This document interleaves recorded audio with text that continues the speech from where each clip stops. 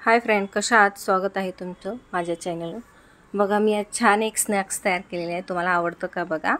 आणि आता मुलांची शाळा चालू झाल्या म्हटल्यानंतर डब्यात थोडंसं लहान सुट्टी किंवा शॉर्ट ब्रेक काही म्हणा, त्यावेळेत खाण्यासाठी 2 मिनिटाची सुट्टी असते, फक्त 2 ते 3 मिनिटाची. तेवढ्यात खाण्यासाठी आपलं काहीतरी मुलांना देण्यासाठी. बघा, आता 1 वाटी बेसन घेतले मी, म्हणजे बेसनचं पीठ घेतले बघा. आणि आता ह्यामध्ये 2 चमचे तांदळाचं पीठ घालते. आता हे तांदळाचं पीठ घातल्यानंतर आपल्याला बाकीचे जिन्नस घालून घ्यायचे. लाल शिमला मिरची पावडर चवीनुसार घ्यायचं आहे, जास्त नाही घालायचं, नाहीतर खूप तिखट लागल. आणि हळद थोडंसं घालायचं आहे, नाहीतर कलर चेंज होऊ शकतो आपला, म्हणजे असं काळपट कलर येऊ शकतो.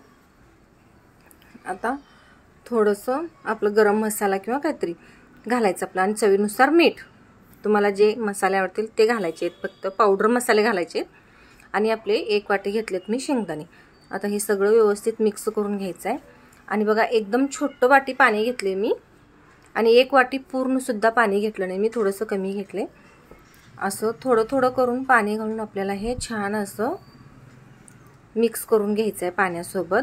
जास्त पातळसुद्धा करायचं नाही आहे. बघा, अगदी थोडं थोडं पाणी घालून मी हे बेटर तयार करून घेते. तुम्ही सुद्धा नक्की ट्राय करून बघा. घरच्या घरी खारे शेंगदाणे तयार होतात, बाहेरचं आणायचं गरजच नाही.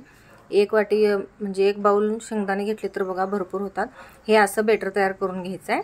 आणि कढईत मी इथं तेल गरम करायला ठेवलेलं आहे. थोडे अगोदर मी करून घेतलेत.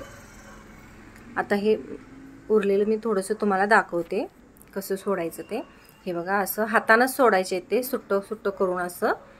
आणि एकदम मीडियम गॅस करूनच, फ्लेम लो ठेवूनच आपल्याला हे तळायचे आहेत. हाय केला तर वरचं जे बेटर आहे बेसनचं ते करपलं जाईल, आणि आत आपले छान शेंगदाणे असं कुरकुरीत तळले गेले नाही जाणार, कच्चेच राहतील. हे बघा, छान असं मी तळून घेतले मस्तपैकी. आणि जर कोण चॅनलला नवीन असेल तर लाईक, शेअर आणि सबस्क्राईब करून घ्या. अशा छान चमचमीत रेसिपी मी तुम्हाला दाखवत जाईन. आणि हे बघा, असं तेलात सोडताना एकाला एक चिटकलेले होते. आणि पूर्ण तळून झाल्यानंतर थंड झाल्यानंतर मग हे असं सुट्टं करून घ्यायचे आहेत आपल्याला. बघा, असं छान मस्त. आता बघा, मी दाखवते तुम्हाला गार्निशिंग करून. कुरकुरीत असा आवाज येतोय बघा. किती छान असं शेंगदाणे सुद्धा तळले गेलेले आहेत. आता ह्यावर मी थोडंसं चाट मसाला टाकणार आहे. चाट मसाला टाका किंवा आमचूर पावडर टाका, आणि छान असं मिक्स करायचं.